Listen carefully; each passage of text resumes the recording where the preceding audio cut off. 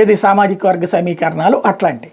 YCP అధికారంలోకి వచ్చాక రిజిస్ట్రార్లను ఏమీ చేయలేము, ఎందుకంటే అది మన కాన్స్టిట్యూషన్లో ఉన్నటువంటి ప్రొవిజన్స్ ఎట్లా ఉంటాయో అట్లాగా ఆ చట్టాల ప్రకారం వాళ్ళు ఏం చేయలేరు.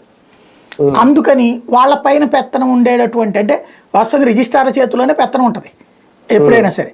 వైస్ ఛాన్సలర్లు ఓ రకంగా ఒక డమ్మీ పొజిషన్ అనమాట. అయితే అంటే మన ప్రధానమంత్రి అధ్యక్ష తరహా పాలన ఎట్లుంటుంది మన దేశంలో, గవర్నర్ అదే రాష్ట్రపతి గవర్నర్ అనేటువంటి స్టాంపులు, కానీ కాన్స్టిట్యూషనల్గా వాళ్ళే పవర్స్.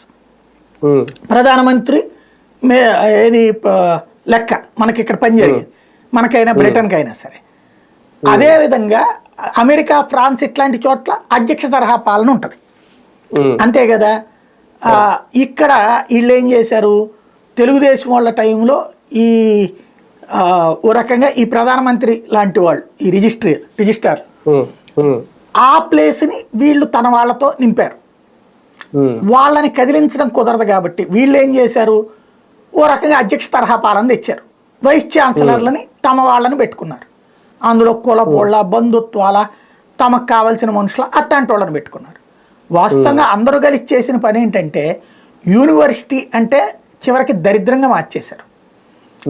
విశ్వవిద్యాలయం అంటే పాఠాలు చదువుకోవడానికి కాకుండా రాజకీయాలు చేయడానికి, ఆ యూనివర్సిటీ ఫండ్స్ని రాజకీయాలకు